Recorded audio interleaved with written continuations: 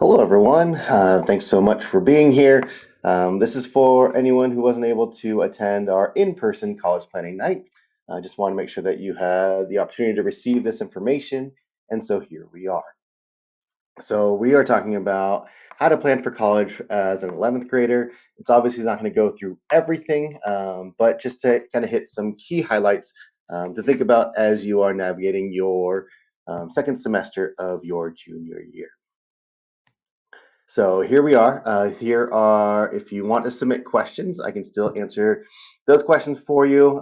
Feel free on the left-hand side to go to that QR code and submit questions. Make sure that you include your email address so I can follow up with you. We did this during the live event, and so we were able to answer a lot of questions during the Q&A section. So that was really helpful. On the right-hand side, you'll see a link to this presentation so that you can have access to it, so that you can follow along and have it or save it for future reference. All right. So there's three takeaways that we want to make sure that you guys can go home with as you kind of ingest and absorb all this information. So one is we need to do our research. We need to research colleges. Two is know your application requirements. And three is that you can start your applications now. So those are the three big things that I want you guys to take home or to keep in mind as we go through this presentation today. The first one, research colleges. In your Maya Learning account or your student's Maya Learning account, they will have access to a wealth of college information. And so this is a way that we can do some research. So today, or for this instance, I chose a school in the San Francisco Bay Area because that's where I'm originally from. I put in some search parameters of four-year bachelor's degree in out-of-state 0 to $30,840 amount. A small school, so I wanted 0 to 5,000 students, and somewhere in California, which you can see from left to right as you kind of go around those search parameters. And then they give you a list of all the different schools. So 81 schools came up in all of California.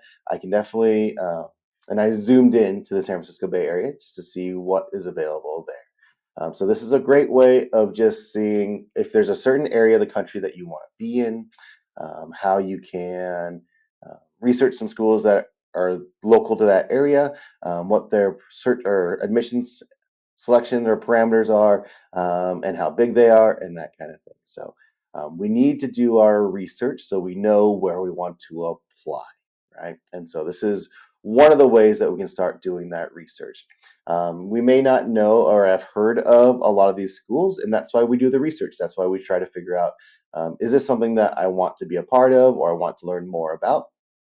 And so here's your opportunity. The second part of doing some college research is our upcoming college fair. So this Friday, February 28th from 5:30 to 7 p.m., we are hosting our spring college fair in the cafeteria. If you click the top link or the top QR code, it gives you a breakdown of all the details for this upcoming college fair, who's coming, the list, and everything else. College fairs are a really great opportunity to do some one-stop shopping. You have 53 different institutions and organizations that are going to be present, from training academies or from training trade schools to four-year schools to two-year schools to military academies. We are having a fairly robust group of options for you to learn more about. And so maybe you've never considered University of Utah. Well, here's your chance to learn just a little bit more about them. We are also, for this year or for this college fair, we are going to be a part of the Strive Fair. So this is an opportunity for students to register ahead of time. And what happens is it's free for students and parents to register. You will receive a barcode on your phone, in your email, in a text message that you can share that the university admissions reps will scan. And then they will know that you have attended. And then at the end of the fair, within 24 hours, you will receive an email of all of the universities that scanned your barcode. You will receive their contact information, their website, which is great for following up with those people. So you can send a thank you email. Thank you for your time. Thank you for coming. Thanks for having a conversation with me. We chatted about X, Y, and Z, and so that you can make a memorable impression on these admissions reps. So this Friday, 5:30 to 7 p.m., February 28th, really great opportunity to do some more college research. Maybe there's colleges that you've never heard of that will be attending, or there is your dream college will be attending. And so we want to make sure that we take advantage of that opportunity and do a little bit more research, or so that we can just have a much better idea of when we decide of where we want to apply to. All right. So Nike's motto is just do it, right? And so when it comes to college visits and tours, I highly recommend you just do it. There are, even if your dream school is the U of A, there's a really great way to go to the U of A, go on a tour, maybe tour the Honors College, excuse me, and just check out what campus life is like. I always tell students that you will have a much better feel uh, about a college if you can visit and kind of see what it's all about, see the vibe, see the environment, what the student culture is like, the student climate. If you have the opportunity to travel to and time and finances to make that happen, like I highly recommend going on scheduling college visits because you will know if this is a place that you want to spend the next 4 years at or 2 years at, and invest a lot of your time and money into. So for a lot of times you'll step on a campus and be like, oh, this isn't what I thought it was. And I can't imagine being here or thriving here. And on the flip side, you can go on a college visit and be like, oh my gosh, this is exactly what I hoped it would be. It's amazing. It just reinforces this idea that I definitely want to apply there, right? So check out research colleges as much as you can. Go on college visits and tours, schedule them, U of A, NAU, ASU, all the in-state schools. It's worth going to visit so that you can just make sure that you have a more educated decision when it's time to apply and it's time to accept whichever college admittance that you've received. All right. The last big component about researching colleges is the costs of it. So for the class of 2025, these five schools, U of A, ASU, NAU, University of Washington, UCLA, are the top five schools that our students applied to. And these are from their websites, their estimated annual costs for their first year of college. This is not including any scholarships or merit things or anything else, right? These are just straight costs. This also assumes that you are living on campus, that you have to travel to and from that campus, and that you'd like some spending money for eating out or socializing or various things, right? So this is inclusive of all of those different things. Your first year, generally speaking, is going to be the most expensive because you are living on campus, and by doing so, you will also be having a meal plan. So after the first year, you might be able to live cheaply in an apartment and eat top ramen, and so these costs will go down a decent amount. And so, kind of knowing how much college costs will help with that research aspect of it. Because we also want to know, if you look below, how will you pay for college, right? So, having a conversation with your parent or guardians or grandparents or whoever may be helping you out with college will allow you to make a more educated and informed decision when you actually apply. So if your dream school is UCLA and it's almost $64,000 a year, and you have saved up $100 for college, then that might be a consideration of if that's a good college for you to pursue, and vice versa, right? So depending on where that money is coming from, are you going to pay for it yourself? Or are you going to rely on FAFSA or work study or getting a job? Or maybe you have a savings account that is specifically for college or whatever it may be. We just want to make sure that we know how much or how we will pay for college so that it can help us figure out which colleges that we should look into or to seriously pursue. Cool. Okay, let's break it down for the Catalina Foothills students. Generally speaking, 45% of our students go to the U of A. 20% go out of state to a four-year college. About 15% go to Pima Community College, and then 5% go to ASU. Another 5% go to NAU.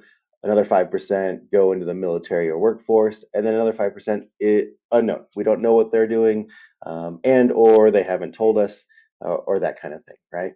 And so looking at that, roughly 60, 70% of students are going to be attending a college here in Arizona that don't require any type of testing, right? So ACT or um, SAT, sorry. So that's something that to consider as we are making these plans for college. If our dream school is the U of A or ASU or NAU or Pima, right? We don't necessarily need to worry so much about the testing portion of those things. Okay, based on the top 70 public and private schools in the country, the top three determining factors for admission are GPA, your class rigor, and essays. So GPA, now that you're in your second semester of your junior year, there's not a lot that you can do about it. You can continue to do well this semester and try to improve your GPA as much as possible. Your rigor is already set for a large part for this semester. You're already in the classes that you're in. And the rigor is basically, are you taking the most demanding classes?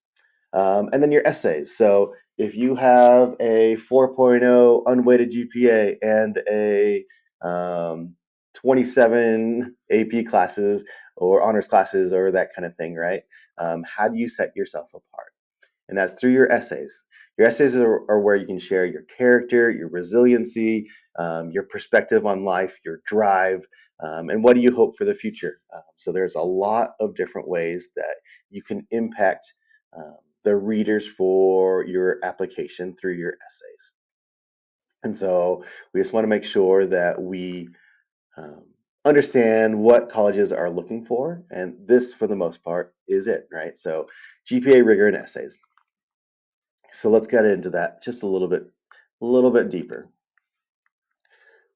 This is the application requirements for UCLA, right? They are a holistic, or they offer a holistic review process, um, which means that they look at all different aspects, not just academics, but they may weigh academics more heavily than the other things, right? So if you go over to the academic side, it says to be competitive in the UCLA admission process, applicants should present an academic profile much stronger than any minimum UC admissions requirements. And what does that mean? The minimum requirement is 2 years of lab science, the 3 years are recommended. What would be a profile much stronger would be a fourth year of lab science. 2 years of language other than English, 3 years recommended. Again, the profile much stronger would be a fourth year of a language, right?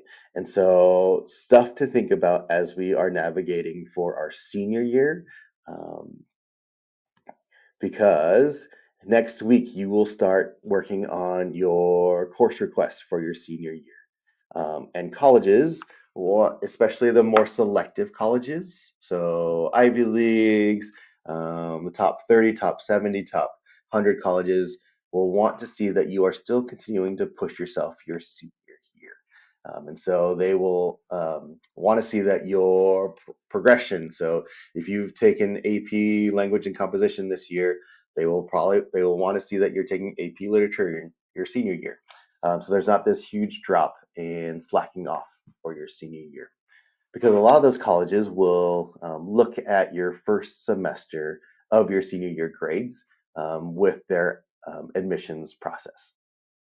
U of A, NAU, ASU will not be looking at your first semester of grades for merit-based scholarships, but they will look at those grades if you're on the cusp of getting admitted or not. So something to think about. The other thing about application requirements is that if you are going to a school that is test optional or test required, we are hosting the ACT here on campus on April 9th for all of our juniors. No registration is necessary, but here's an opportunity to take one here on campus during a school day without having to pay for it, so that we can hopefully make an impression and do really, really well. If you go to the ACT.org website, there are a ton of practice exams or study guides to help you just prepare for the ACT. If you're only going to take it once, you might as well do really well on it in case you may need it.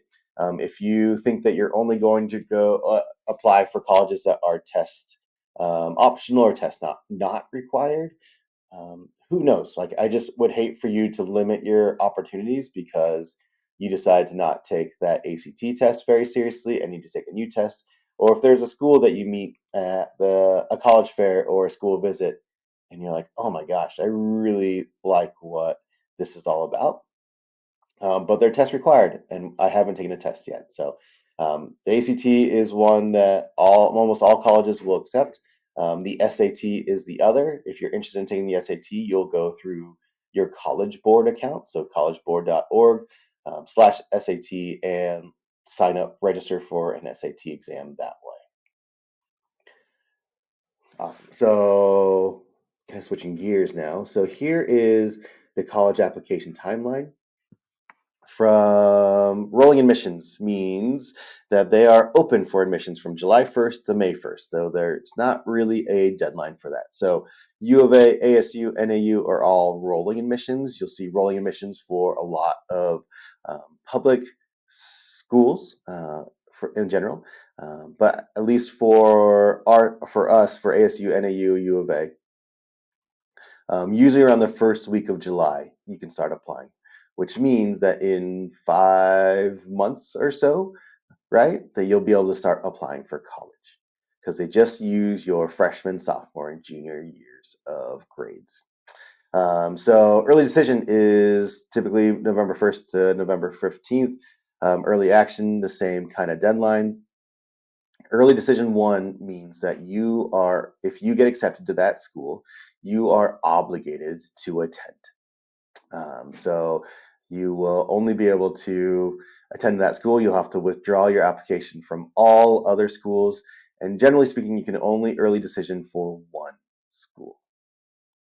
Early action, you can apply early action for numerous schools. It's not just limited to one, and there's no obligation to attend if you get accepted. So that's the difference. Regular decision for a lot of schools goes from November 1st through March 15th. And then early decision 2 is from January 1st to January 15th. So early decision 2 is generally for students who applied maybe early action and didn't get into a school that they wanted to. And so they're going to apply early decision to a different school to see if they can get in that way. If you applied early decision 1 to a certain school, you cannot apply early decision 2 to that same school. Great. So those are kind of like the timeline and what to know. By May 1st, May 1st is National Decision Day, and that's typically when colleges require you to decide. So early action, early decision 1, you'll find out your application status generally in mid to late December. And then regular decision and early decision 2, you'll find out in mid-March through mid-April. And so you have a little bit of time before that May 1st deadline. If you know exactly where you want to go, you'll want to accept that admission or the the admission early, right? So that you can start the process of paying the enrollment fee, going to orientation, and then being one of the first students to apply for housing when the housing application opens up. So there is a benefit to applying early. One of the questions that we had during the in-person event was, is there a higher chance of getting accepted early action or early decision? The truth of it is that the numbers bear that out. The numbers say that there is a higher acceptance rate for those students. However, what I have heard from admissions reps from across the country is that uh, they just have higher quality students apply for those early action, early decision opportunities. And so the quality of students that they admit or that they accept um, is no different than the quality students that they accept from their regular decision. They're just more on top of things and ready to apply early, if that makes sense. So there is not necessarily a huge benefit to, or if that's the goal is to kind of play the numbers game. From what I've heard, it doesn't necessarily work out that way. What does work out is that if you apply early action to several schools, it shows that you are really interested in attending that school and that you're really motivated to work with them or attend. And so it's an opportunity to make sure that we um, show that to them so that if you get a wait list or a deferral, that you have a second chance of making sure that they are aware of how much you want to attend that school. All right. The third takeaway is start your application. Um, in the commonapp.org, if we are applying for out-of-state schools, the Common App is going to be your best friend. I believe the class 2025 has applied to 100 different out-of-state schools. Um, and so here, the Common App is one of the best ways to do that.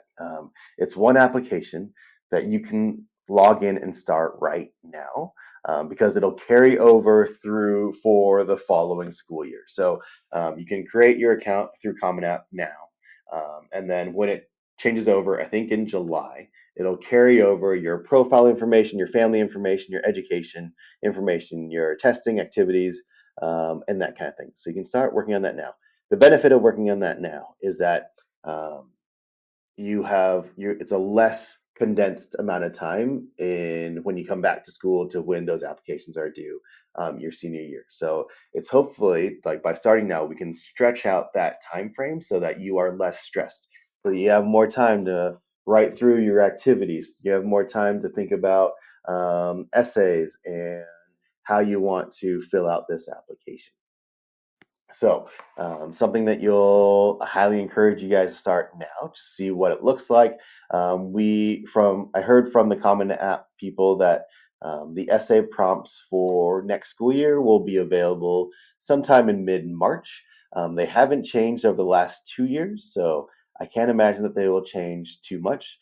Common App gets a lot of feedback from the different colleges to see if they want any of the essay prompts to change, and so that's when they'll let us know. But for the most part, I would say pretty confidently that you can look through the current essay prompts and they will be somewhat similar to what we already have now.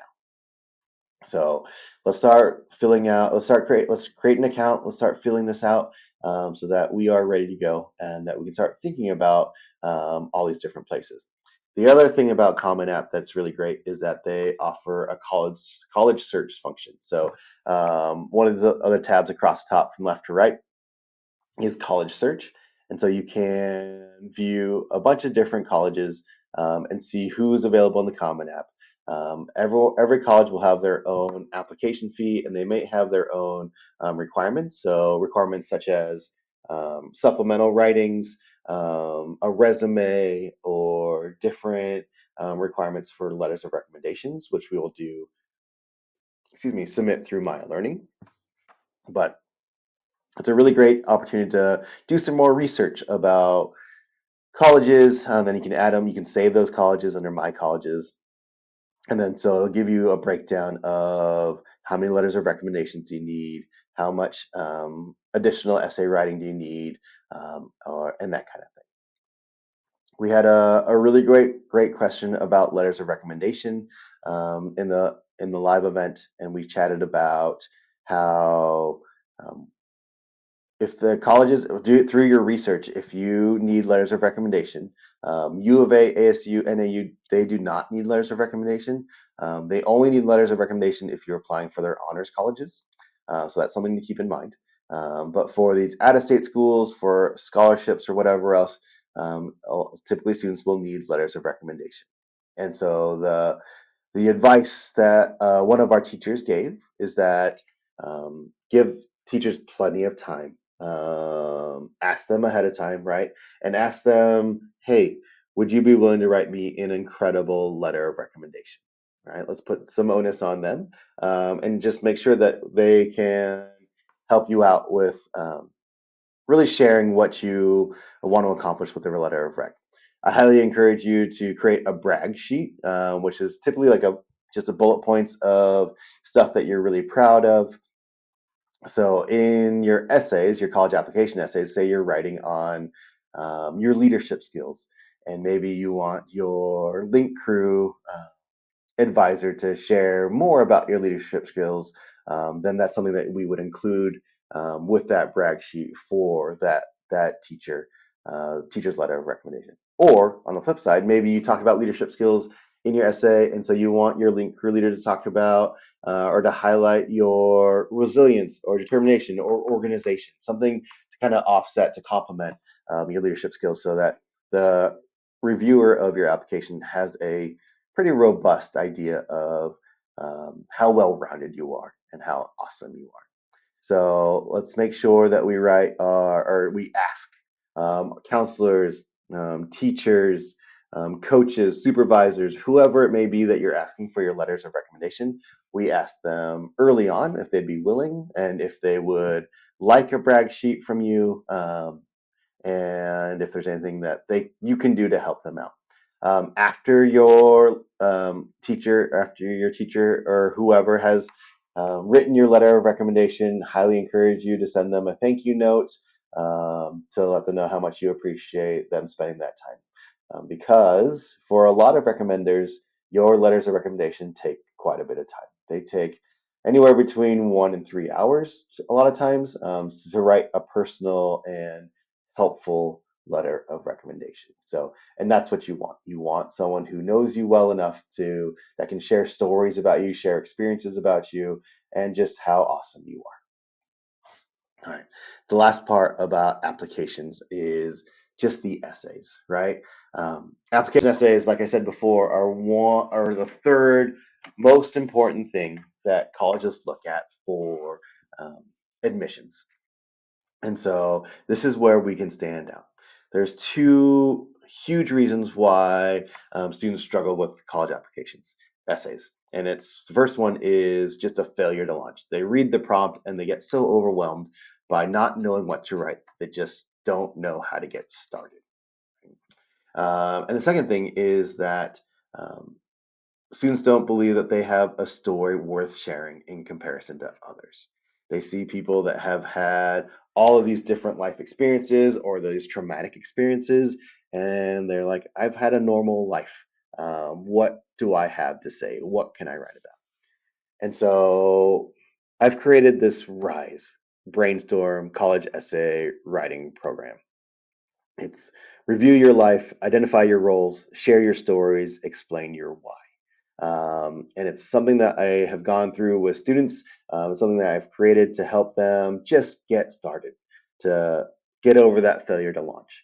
And then the other part of it is to help them to understand like who they are as a human being, like what their characteristics are, and share some of or to think of some of the stories that back up those types of characteristics, their resiliency, their determination, their leadership, their organization, their mediator skills, or whatever it may be, so that we can get started.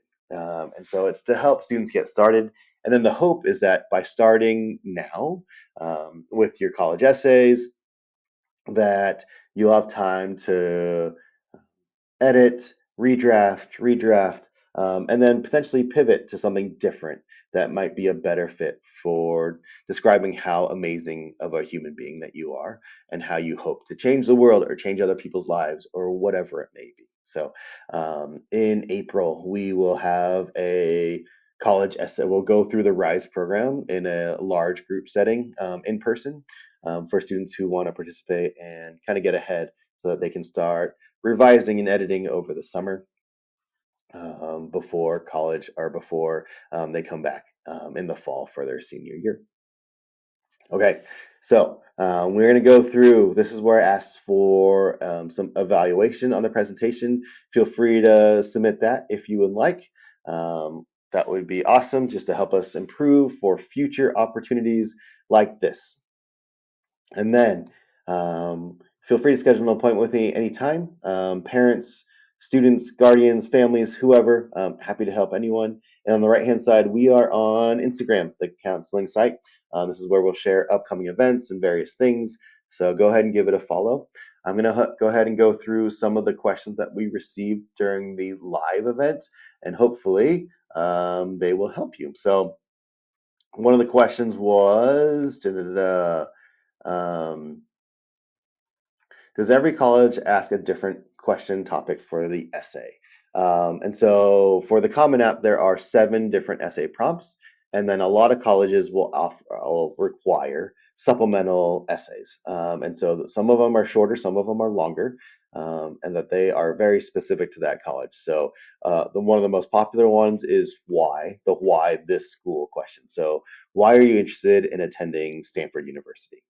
Right, those types of things. So so you might have to write one larger essay. Um, it's a 650 word limit for the essay, the Common App essay, and then the supplemental ones are usually somewhere between 50 words to 150 words to 250 words to 500 words to help answer some more questions about who you are and what makes you the best version of you. For U of A, NAU, ASU, they are not looking at weighted GPAs at all for admissions. So they're only looking at your unweighted GPA in math, English, science, social studies, and fine art CTE. And for U of A and NAU, or for U of A and ASU, they are also looking for 2 years of a world language. So that is all that they're looking at. That is considered the core GPA. A lot of schools will only review or look at the core GPA. Some schools will recalculate your GPA based on their own parameters or restrictions or requirements. But U of A, NAU, ASU are only looking at your core unweighted GPA for admissions. If you're looking at the honors colleges for U of A, NAU, ASU, they will look at the rigor of the classes that you have taken. So they may not necessarily look at your weighted GPA, but they'll look to see that you have been challenging yourself and that you've succeeded in those types of challenges.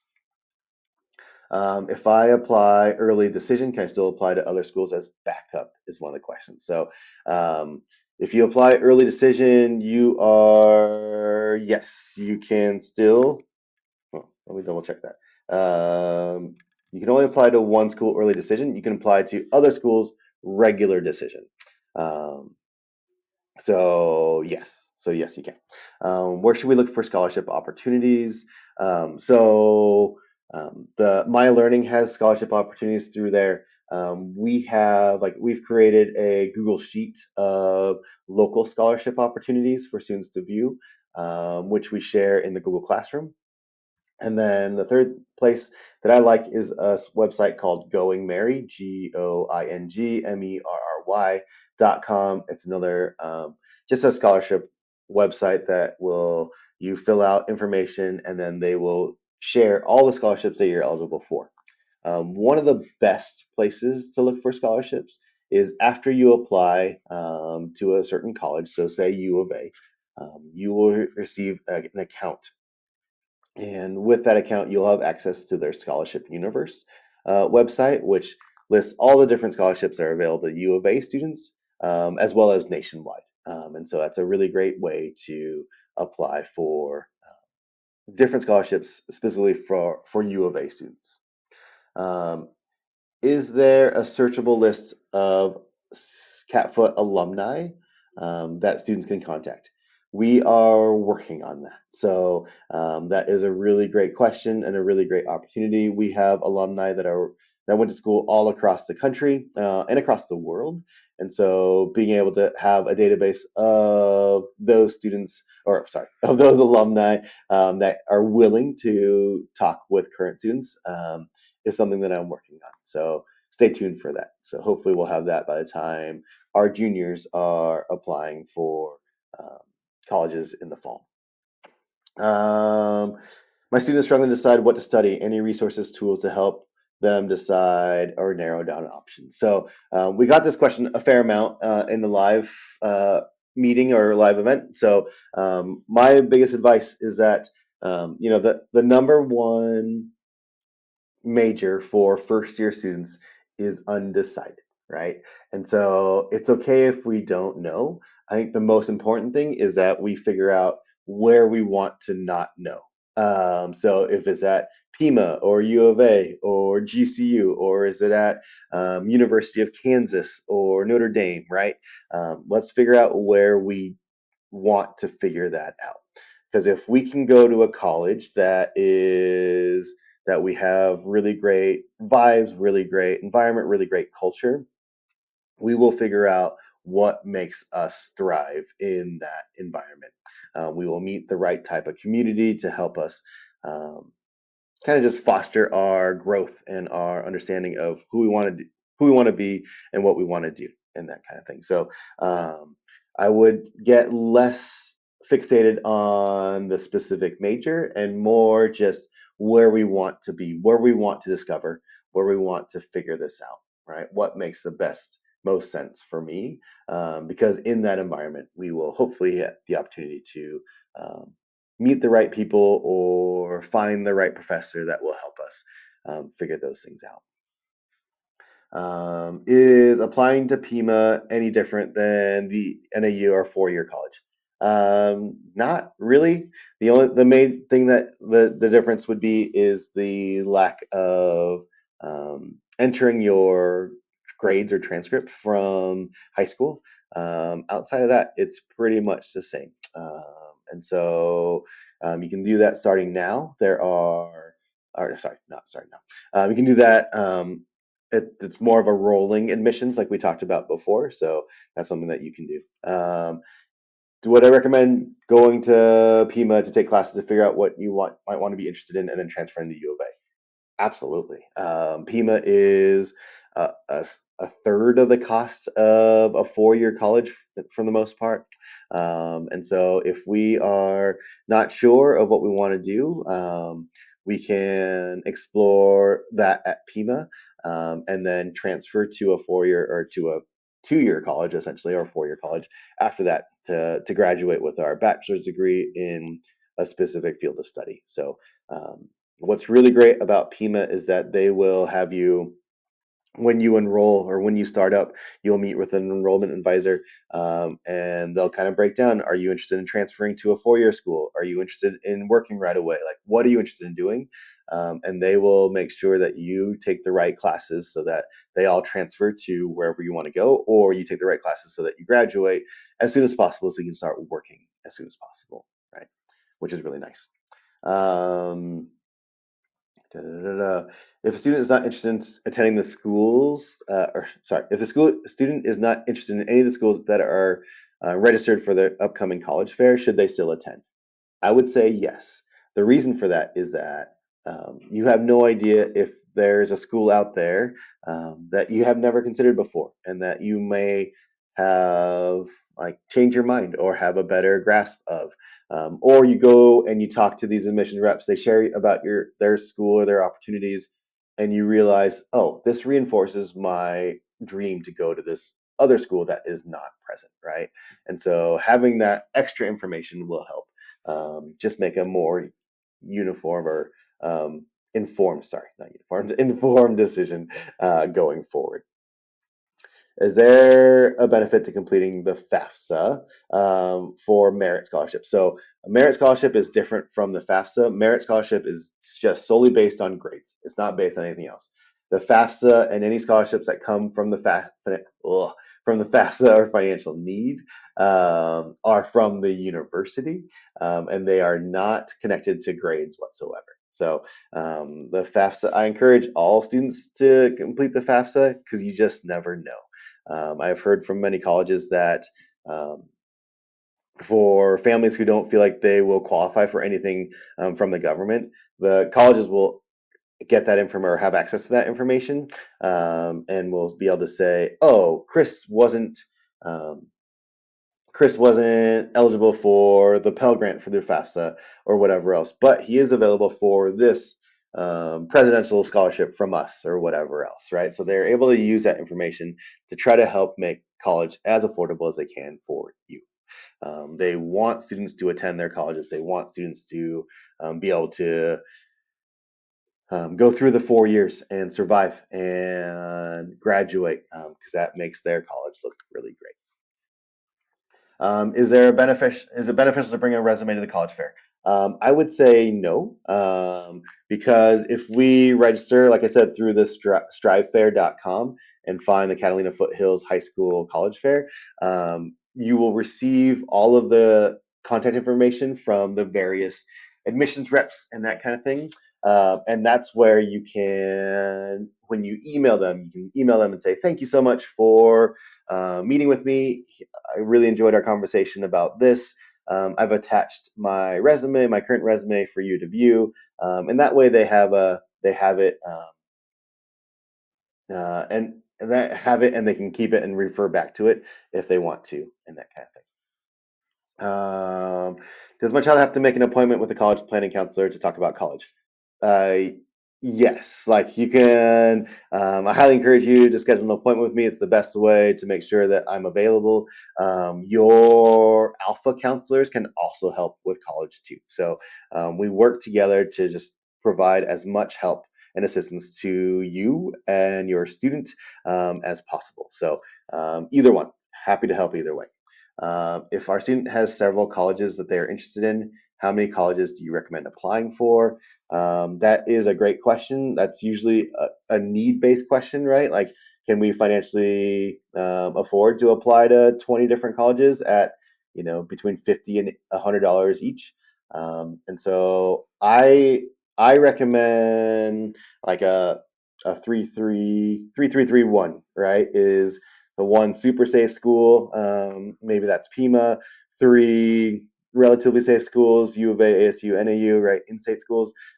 Three like mid-level schools, so schools that, based on my GPA and extracurriculars and rigor, that I would probably be competitive in, and then three reach schools, like three that I would be on the lower end, like maybe the 25th percentile, but I would love to check those out. So if your student has a ton of schools that they're interested in, I would highly encourage them to try to narrow them down, and or just like go do your research and see, is that school what I actually think it is, right?